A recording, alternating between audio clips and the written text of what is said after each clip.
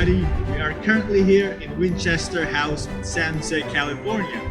It was built in 1884 by Sarah Winchester, the widow of the rifle magnate William Winchester. Now we're gonna go inside and explore the history and the mysteries behind the house. Okay, let's go! Sarah Winchester was the widow of William Weird Winchester, heir to the Winchester Repeating Arms Company. Born around 1840, Sarah Winchester grew up in a world of privilege.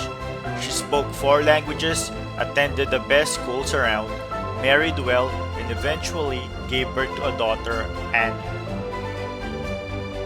However, tragedy struck in her late 20s when Annie died of an illness known as marasmus, followed by the death of her husband, William, more than a decade later. After her husband's death from tuberculosis in 1881, Sarah inherited more than $20.5 million, equivalent to $543 million in 2019. She also received nearly 50% ownership of the Repeating Arms Company, giving her an income of roughly $1,000 per day, equivalent to $26,000 a day in 2019. This inheritance gave her a tremendous amount of wealth. After their deaths, she consulted a Boston medium who told her that she should leave her home in New Haven and traveled west, where she must continuously build a home for herself and the spirits of people who had fallen victim to the Winchester rifles. So Sarah headed for California. In 1884, she purchased an unfinished farmhouse in the Santa Clara Valley and began building her mansion. Carpenters were hired and worked on the house day and night until it became a 7-story mansion. She did not use an architect and added on to the building in a haphazard fashion, so the home contains numerous oddities such as doors and stairs that go nowhere, windows overlooking other rooms, and stairs with odd-sized risers. Many accounts attribute these oddities to her belief in ghosts. Before the 1906 earthquake, the house had been 7 stories high, and carpenters may have been brought in initially to repair damages caused by the quake. Today, it is only 4 stories. The house is predominantly made of redwood, as Mrs. Winchester preferred the wood. However, she disliked the look of it. She therefore demanded that the faux grain and stain be applied. This is why almost all the wood in the home is covered. Approximately 20,500 US gallons of paint were required to paint the house. The home itself is built using a floating foundation. This type of construction allows the home to shift freely as it is not completely attached to its brick base. There are roughly 161 rooms, including 40 bedrooms, 2 ballrooms, as well as 47 fireplaces, over 10,000 panes of glass, 17 chimneys, 2 basement levels, and 3 elevators. Due to Mrs. Winchester's debilitating arthritis, special easy riser stairways were installed as a replacement for her original steep construction. This allowed her to move about her home freely, as she was only able to raise each foot a few inches. There was only 1 working toilet for her. It has been said that all other restrooms were decoys to confuse the spirits, and that it is also the reason why she slept in a different room each night. The home's conveniences were rare at the time of its construction. This included steam and forced air heating, modern indoor toilets and plumbing, push-button gas lights, and Mrs. Winchester's personal hot shower from indoor plumbing. Many of the stained glass windows were created by the Pacific American Decorative Company. Some were designed specifically for her, and others by her, including the spider web window that featured her favorite web design and the repetition of the number 13, another of her preoccupations. This window is the so-called $25,000 window, so named because its contents were originally appraised at that value, would be equivalent to $382,000 in 2019. When Winchester died, all of her possessions apart from the house were bequeathed to her niece and personal secretary. Her niece then took everything she wanted and sold the rest in a private auction. It supposedly took 6 trucks working 8 hours a day for 6 weeks to remove all the furniture from the house. The appraisers considered the house worthless due to the damage caused by the earthquake and the unfinished design and the impractical nature of its construction. It was sold to a local investors for over $135,000 and subsequently leased for 10 years to John and Mamie Brown, who eventually purchased the house. In February 1923, 5 months after Winchester's death, the house was opened to the public, with Mamie Brown serving as the first tour guide. Today, the home is owned by the Winchester Investments LLC, a privately held company representing the descendants of John and Mamie Brown.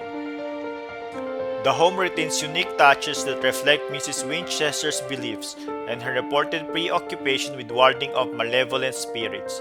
These spirits are said to have directly inspired her as the way the house should be built, from the number 13 and the spiderweb motifs, which carried spiritual significance for her, occurred throughout the house. Now let's go outside and explore it. Winchester's property was about 162 acres at one time, but the estate has since been reduced to 4.5 acres, the minimum necessary to contain the house and the nearby outbuildings. Number 1. Foreman's House, once occupied by Mrs. Winchester's foreman, John Hanson, an 8-room farmhouse with indoor plumbing and electricity. Number 2. Fruit drying shed.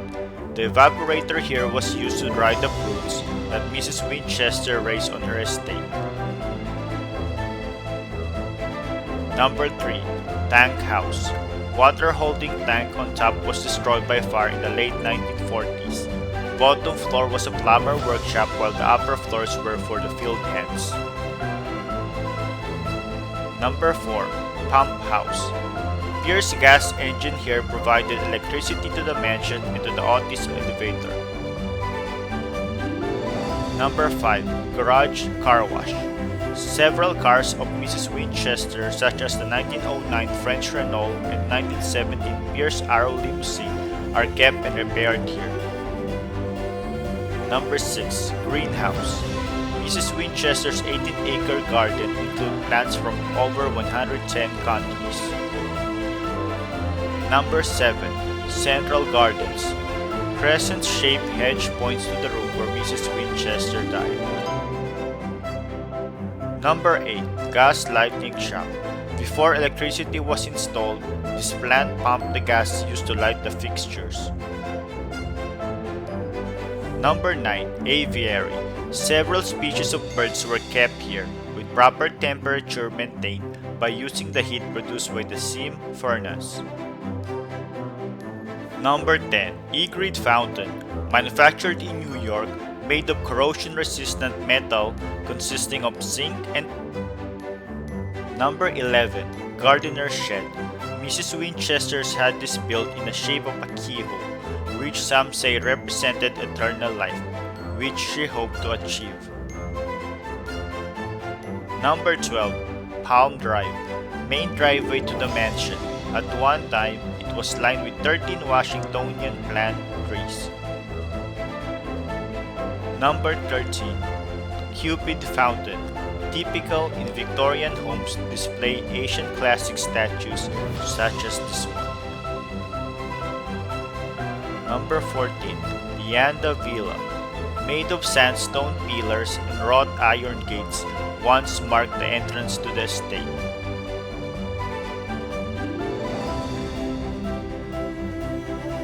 Number 15. Cherub Fountain. All the fountains like this one has been restored over the years. Number 16. Serpent Fountain. Statues and fountain purpose is to draw attention to the front doors of the mansion, like this one. Number 17. Architecture. This is a typical design to Victorian architecture, besides the door to nowhere and other oddities in the home. Door to nowhere, right there. I wonder if it was destroyed during the earthquake in 1906. Number 18. Front doors. $3,000 European art glass doors have gone unused since its installation in 1906. Number 19. Coal chute.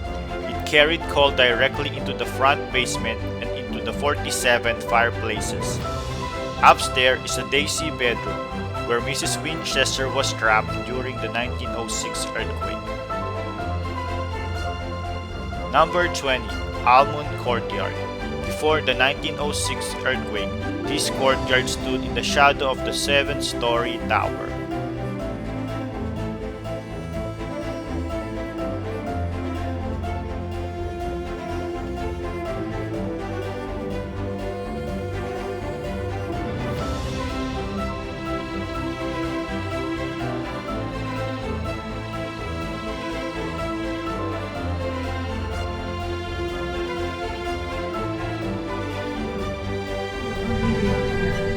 Hey, what's up guys? So we come at the end of our tour. Unfortunately, we're not allowed to get videos inside the tour, inside the house, so just have the pictures. Until next time. See you!